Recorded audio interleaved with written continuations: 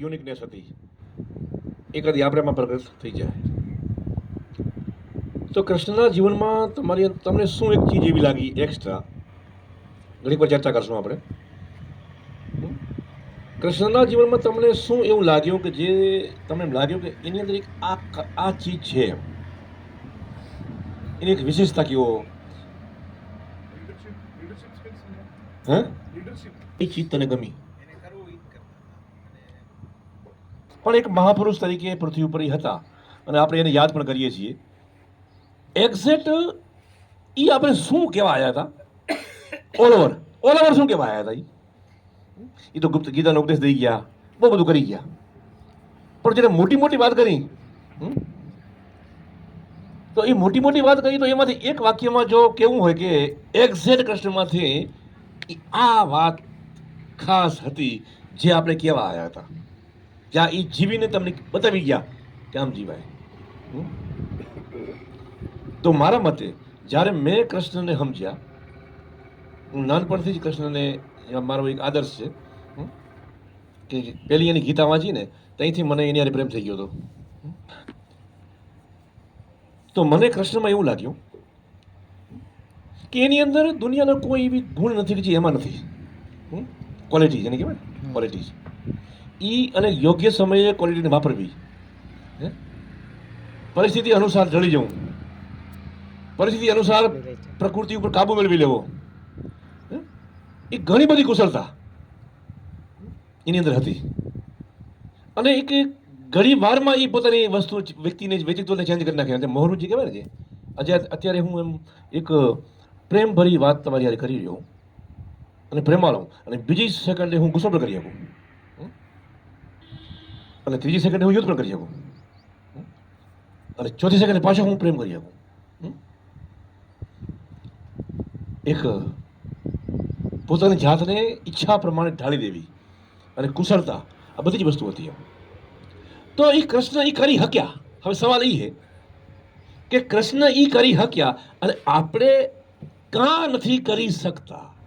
મુખ્ય ટોપિક આપણો આ છે અત્યારનો વિષય. તો કૃષ્ણની ચીજ, કૃષ્ણની અંદર એવી કઈ ચીજ હતી કે જે આપણે ધ્યાનમાં રહીએ કે આપણે એવા બનવાની કોશિશ નથી કરી શકતા, યા એમાં સફળતા નથી મળી શકતા? એક્ઝેક્ટ એવી કઈ ચીજ છે કૃષ્ણમાં કે જે આપણું ધ્યાન નથી ગયું? આપણું ધ્યાન નથી ગયું એની વાત આજે આપણે કરવા ભેગા થયા છીએ. અને એ છે આ લખેલું છે બોર્ડમાં. શું છે? કોઈ પણ એક પુરુષના જીવનમાં જ્યારે એવરેજ મનુષ્ય નહીં, જ્યારે એક્સ્ટ્રા ઓર્ડિનરી મનુષ્ય બને છે ત્યારે તમારા જીવનમાં આ 3 ફોર્સ કામ કરવા જોઈએ. સમજ? 3 ફોર્સ કામ કરે. આ ક્યાંથી આવશે ફોર્સ? સીધા બ્રહ્માંડમાંથી આવશે. ઓકે, પણ મારી પાસે એટલું બધું મોટું કામ છે કે મારી એક બોડી આ કરી શકે એમ નથી. તો મારે બીજા 4-5 થોડાક શરીરોને કમેલા કરવા પડશે. તો કૃષ્ણ ભગવાને એ કર્યું હતું. તો એને શું કર્યું હતું? એકચ્યુઅલી તમને ખબર પડે છે શું કર્યું હતું? એક ડિવાઇસ પર્યાપ્ત નહોતું, તો એની સાથે એવા એને બીજા ઘણા બધા ડિવાઇસ એની સાથે જોડેલા હતા. કૃષ્ણએ સભાનપણે જોડેલા હતા કે જે એક જબરજસ્ત ફોર્સને જનરેટ કરે. એ વાતમાં તમને ક્યાંક દેખાય છે કે એને એની આજુબાજુ કાંઈક આવું ગોઠવણી કરેલી હતી? પછી ગોપીઓના જે 16,000 પત્ની આપણે કઈ બધાયનો. તો કૃષ્ણ લપટ કહેવાય કે લાઈન મારું કહેવાય?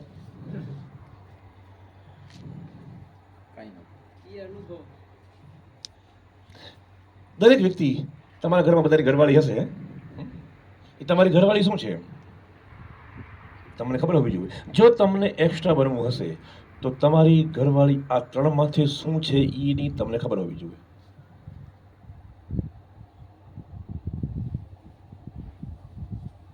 એની એનર્જી તમારા કયા આયામને પુશ કરે છે? વ્યવહારિકતાને, તમારી કાર્યશક્તિઓને, યા તમારી આધ્યાત્મિક શક્તિઓને? તમારી ઘરવાળી તમારા જીવનમાં આ 3 માંથી કયું પાત્ર ભજવે છે? ઓકે, કેવળ જરૂર નથી સમજી લેવાનું. બધાને અલગ અલગ હોય.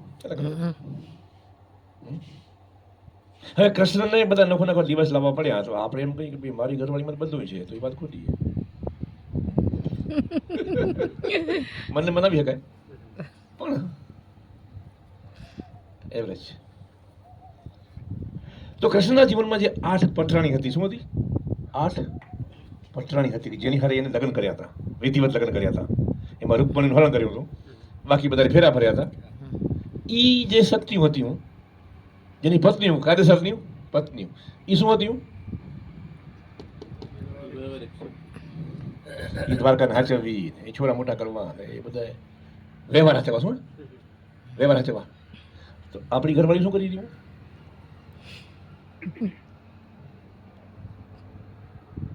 તો કૃષ્ણના જીવનમાં કાર્યશક્તિ શું હતી?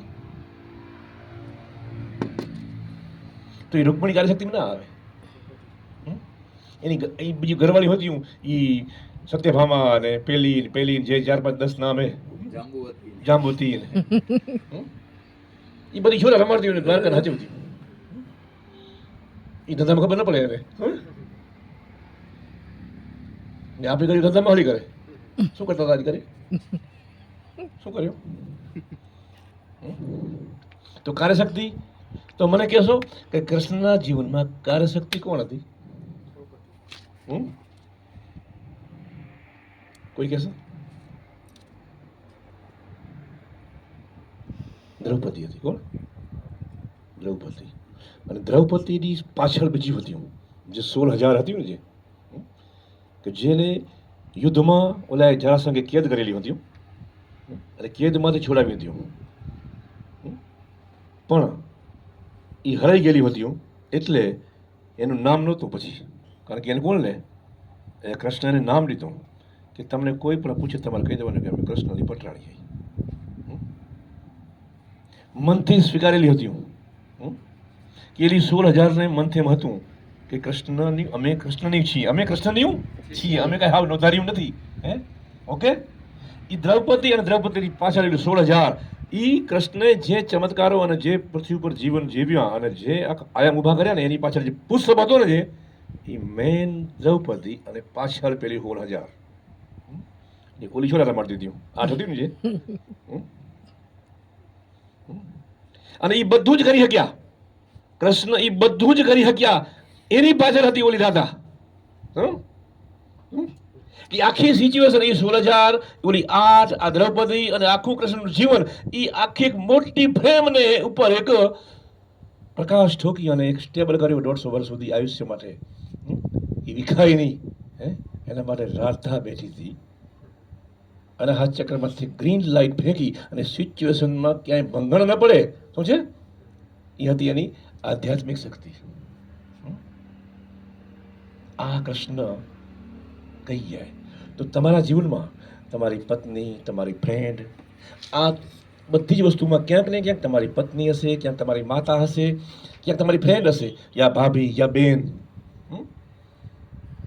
ક્યાંક ને ક્યાંક તમારા જીવનમાં જે સગાવાલા હોય આપણા, યા ફ્રેન્ડ્સ હોય, શું કોઈ છે, કોઈ એવી વ્યક્તિ, સ્ત્રી છે કે જે તમને કાર્યશક્તિ મદદ કરતી હોય, જે તમારી કોઈ આધ્યાત્મિક શક્તિ હોય? જો તમને એક્સ્ટ્રા બનવું હોય, પણ આવું તમને ન કરાય, કારણ કે જો તમે આવું કરો તો તમે બધા કૃષ્ણ બનવા માંડી જાઓ, તો પછી અમારા જીવન ભાવ કોણ પૂછે? એટલે તમને મોરથી બાંધ્યા. શું કર્યું? મોરથી ઇલાજ કરી નાખ્યો. રામનું ચરિત્ર બતાવીને, રામની તસવીર બનાવીને તમને હાઈજેક કરવામાં આવ્યા. કૃષ્ણ સેમ્પલ રામ પછી આવે, પણ કૃષ્ણની વાતોને લીલાનું લેબલ મારીને તમને લિમિટેશનમાં નાખ્યા. શું કર્યા? હા, આ ચીજો હોય. તો જીવનના આયામોને પાર કરવાના હોય તો તમારી આજુબાજુ એ બધું જ ગોઠવાયેલું હોય, કારણ કે કૃષ્ણ પૃથ્વી પર આવી ગયા એટલે એ બધા જ અષ્ટકોની અંદર એ વાઇબ્રેશન છે જ, આપણે દેખાતા નથી.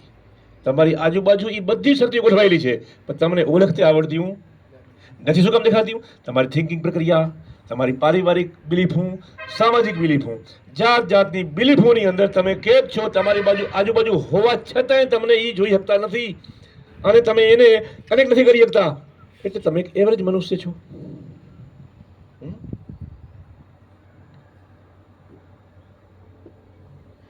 ગમે હોઈ શકે.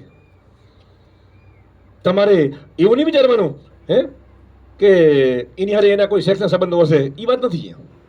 વાત હે દિલની જોડાણની, ચેતનાના કનેક્શનની વાત ઈ છે. તો દ્રૌપદી પાંડવોની પત્ની હતી, કહેતો ને કૃષ્ણ સાથેનો મિત્ર ભાવ હતો.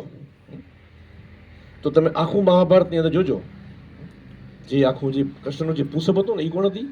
દ્રૌપદી હતી. અને એ આખી પ્રેમની પાછળ રાધા હતી. એ દૂર બેઠી હતી, જ્યાં કે ચિત્રમાં જલ્દી હતી નહીં, પાછળ હતી બેકગ્રાઉન્ડમાં. એ ક્યાં હતી, શું કામ હતી? એ પૃથ્વી પર શું કામ આવી હતી? કે આ જે ખેલ બનાવવાનો હતો ને, એ ખેલને થામી રાખે. શું એ સ્ટેજના પાટિયા વિખાય નહીં, સ્ટેજના પાટિયા ન વિખાય એનું ધ્યાન રાખતી હતી કોણ? રાધા. તો તમે જે જીવન જીવવા પૃથ્વી પર આવ્યા છો, તમે જે કંઈ કરવા માંગો છો, એમાં એક યુનિકનેસ, બસ આ બધું છે. આ શ્રી વિદ્યા, આ નોલેજ, આ અલ્કેમી, અમે જે ટીચિંગ તમને આપી છે એનો એસોટેરિક અર્થ આ થાય છે. અમે તમને ક્યાંક એવું ઇનડાયરેક્ટલી સંકેત આપીએ છીએ કે તમે જીવનને કોઈક એક આકાર આપો જે વાતોથી કહી શકાતું નથી. તમારે સમજી અને જીવનને આકારો આપવાના હોય. તો તમને મહામાનવ બનવા માટે કોઈ રોકી ના આપે. તો તમે જો એમ નહીં કરો, તમે દુઃખી થશો, દુઃખી નહીં થાઓ, પણ તમે એક એવરેજ મનુષ્ય રહેશો. બસ ચોઈસ છે. મને એક એવરેજ મનુષ્યને જોડે જીવવું છે કે મને કાંઈક એક્સ્ટ્રા બની જવું છે, બસ ચોઈસ છે. તો તમારા માટે બધું જ છે પૃથ્વી પર. તમે જે કરવા માંગતા હોય કરો, તમારી મોજની વાત. બસ આ હે. આના માટે એક હિંમત અને માનસિક બ્રોડનેસ જરૂરી છે. તમે દિમાગથી એટલા ખુલ્લા બની જાઓ, પ્રકૃતિમાં બધું જ છે.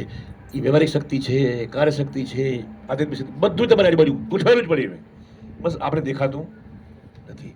એ તો દેખાશે કે તમે પારિવારિક અને સામાજિક જે કાયદાઓ જે દિમાગમાં ઘુસાડ્યા છે ને, એને ઘડી ઘડી ફકવી દો ને, જો તો 4-6 મહિનામાં તમને બધું જ દેખાશે કે પ્રકૃતિ આપણે આજુબાજુ ગોઠવી જ જરૂર છે, પણ આપણે ખબર પડતી નથી.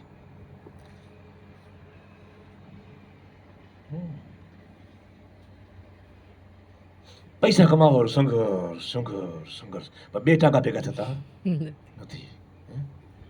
પૈસા હરખા કર્યા તો શરીર બીમાર પડી ગયું, એને હરખું કર્યું તો સગા સંબંધીઓને વાંધો પડી ગયો, ઓલો નારાજ થઈ ગયો, ઓને આમ થઈ ગયો. બસ આ ટ્રેજડી ચાલુ જ પડ્યું અને આપણે એને ઉલઝામાં સમસ્યાના સમાધાનમાં જિંદગી પૂરી કરતા અને ગુજરી ગયા. અને રામ બોલો ભાઈ રામ. આ હાલત બધી આપણી છે. અને પૃથ્વી પરના મનુષ્ય બધા આમ જ જીવા ખપે. ચાલાક મનુષ્ય સમજી ગયા હતા કે વાંદરા નિહણી બતાવાય નહીં, અને ચાલાક વાંદરો હશે એની નિહણી ગોતી કાઢશે. શું એ? તો અમે તમને ઈશારા કરી રહ્યા. શું છે કે નિહણી ગોતી કાઢવી તો ગોતી કાઢજો. પછી એમ લાગે અમને ખબર નહોતી. શું એ? અમને ખબર નહોતી. બધું શક્ય છે. બસ તમને જીવનની જ્યોતિ આવડવું જોઈએ કે એક્ઝેક્ટ આ જીવન શું છે. અને જો વાત સમજાઈ ગઈ તો ખાલી રામને બધું નડ્યું. રામનું જીવન ટ્રેજડી હતી. શું છે? એક ટ્રેજડી, બધી ટ્રેજડી, હાલતે જાતે ટ્રેજડી. અને કૃષ્ણનું જીવન ટ્રેજડી હતું, પણ ટ્રેજડીમાંથી પગ મૂકીને બરાબર હાલતો. શું એ જેવો જન્મ્યો હોય પર વસૂલ આવી ગયો,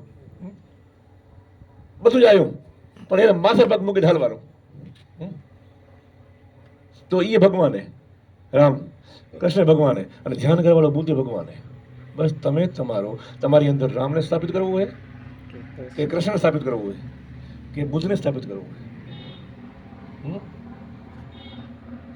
તો કૃષ્ણની અંદર બુદ્ધે હતો, કૃષ્ણમાં રામે હતો. શું એ જ કૃષ્ણ હતો જે ગોપીઓના લુગડા ખેંચતો હતો. શું છે? અને ગોપીઓ નાગી કરી અને બહાર કાઢી પાણીમાંથી. અને એ જ કૃષ્ણ દ્રૌપદીના ચીર પૂર્યા હતા. હમ? તો એને તમે સમજશો શું? હમ? બસ આ સમજવાની વાત છે. હે જાંબુવતીના બાપ ગણ જાંબુવત ગણ થઈ એને એક પારદ મણી ચોર્યો. કૃષ્ણ દ્વારકા ઊભી કરી દીધી. પૈસા નહોતા. શું છે? એક શ્યામતક મણી હતો. એક ઓલા જાંબુવત ગણ ક્યાંક હતો અને પડ્યો હતો. ખરેખર એનું થઈ લાય એમ અને હરાવીને આપણે પાસે ચોરી જ કહેવાય, લૂંટફાટ. બોલો જેસે જાડેજો કરતો તેમ પડે પડે હરતો હતો. બસ એમાં તો સુવર્ણ બનાવી દ્વારકા બનાવી નાખી. એ ચોર એ માખણ ચોરતો હતો તો હવે આ કર્યું. જરૂર હતી. શું હતી? જરૂર હતી. અને એના બાપનું ક્યાં ગયું? જેનું શ્યામતક મણી ચોરી કાંઈ ગયું નથી કાંઈ. અને થઈ ગયું. અને સુદામાને બધું આપી દીધું. એક વાત છે. બસ ખેલ એક. શું છે? બસ એક ખેલ છે. એને કોઈ નિયમ નડ્યો નહીં. કારણ કે એના માટે કેટલી વસ્તુ હતી કે એક સંસાર નેચર છે અને ગેમ ચાલી રહી છે. આપણી એક્શનથી અને બહુ જનરેટ થાય છે અને લોકો અનુભવ લે છે અને યુનિવર્સ ચાલી રહ્યો છે. બસ આ ખેલ છે.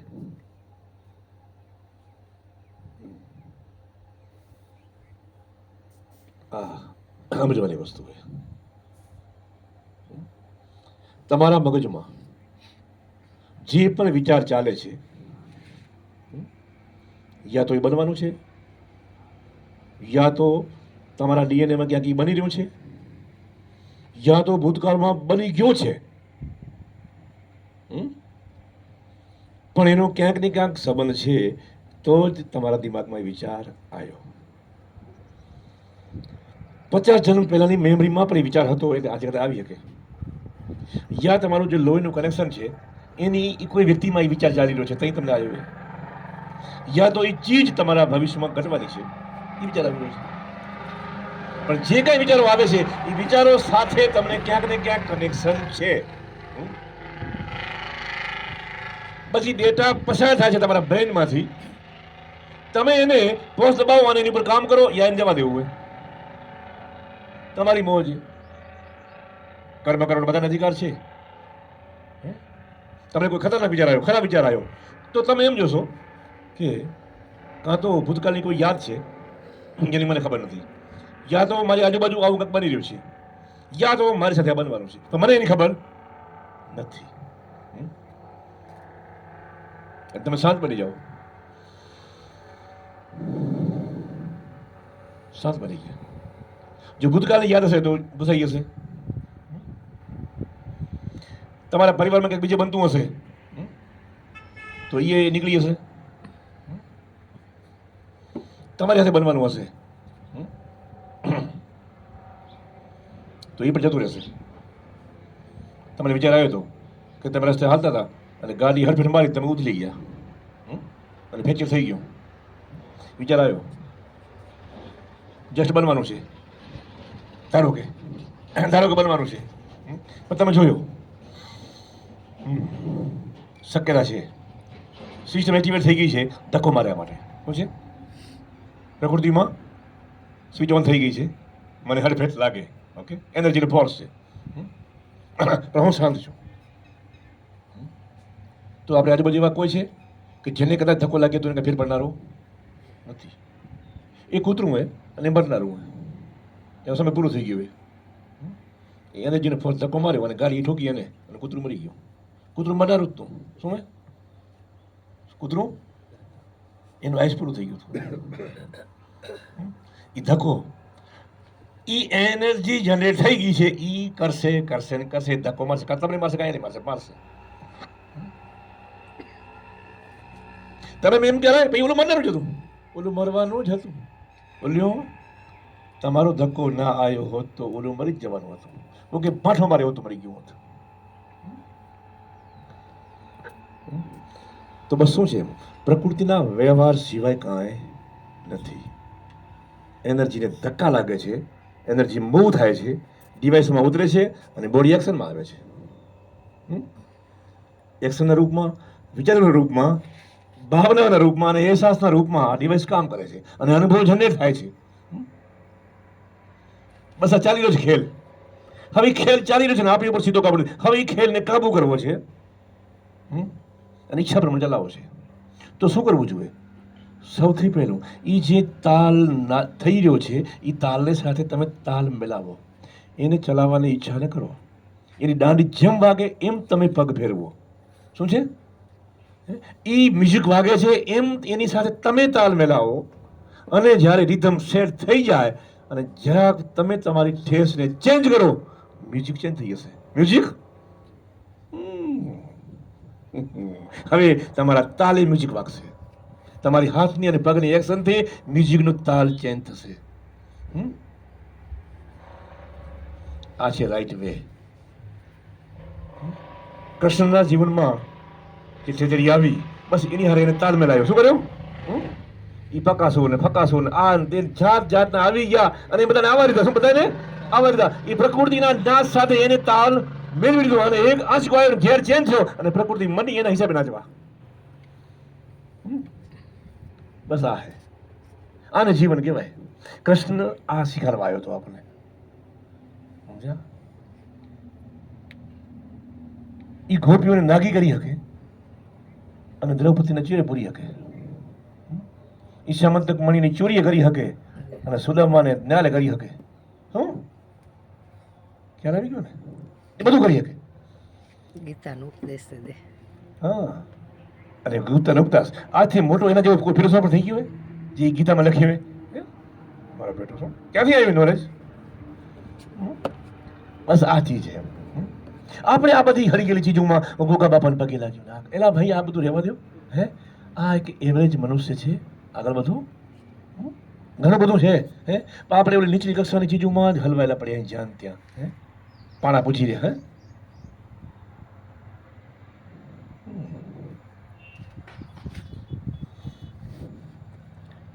ધ્યાનથી હોગો એમ. હવે ધ્યાન તો નવરા માણસો કરે એમ તેમ હું ચોટવાનું હોય. કારણ કે ધ્યાનની પરિભાષા આપણા દિમાગમાં એવી ઘુસાડીએ કે આ તો નવરા માણસોનું કામ હે. આપણે ક્યાં અરે આ ધંધામાંથી ઊંચા આવી ત્યાં ધ્યાન કરીને. ધ્યાન ન તો ભગવાનને મેળવવાનું કરવાનું હોય, ધ્યાન કોઈને સારું કરવાનું નથી. આ સિસ્ટમને અપગ્રેડિંગ કરવા માટે અને મારે શું કરવું છે અને શા માટે કરવું છે એના માટે ધ્યાન કરવાનું હોય. અને જે હું કરું છું એ હરખી રીતે થાય એટલા સારું ધ્યાન કરવું છે. અને કદાચ ભગવાન મળતો તો ભલે મળી જાય, કે મારે એને ગોતવો નથી, અને કદાચ મળી જાય તો ભલે મળી જાય. તો આપણે એ વિચારધારાવાળા હોઈએ કે જો આ બ્રહ્માંડમાં ભગવાન છે તો મને એની હારે કાંઈ વાંધો નથી, ભલે રહ્યો. અને કદાચ ભગવાન બ્રહ્માંડમાં ક્યાંય નથી તો મારે એને હોદવો હોય નથી. પણ મને એની ખબર છે કે હું આ ખુરશીમાં તમારી સામે બેઠો છું, આ પરમ સત્ય છે અત્યારે. અને હું કોણ છું એ જાણવું મારા માટે સૌથી પહેલું જરૂરી છે. તો મારે એ કરવું જોઈએ. અને મને ગોતતે ગોતતે કદાચ ભગવાન જડી ગયો તો કાંઈ વાંધો નહીં. અને કદાચ ભગવાન ન જડ્યો તો હું મને જડી ગયો તો હું પહોંચી ગયો.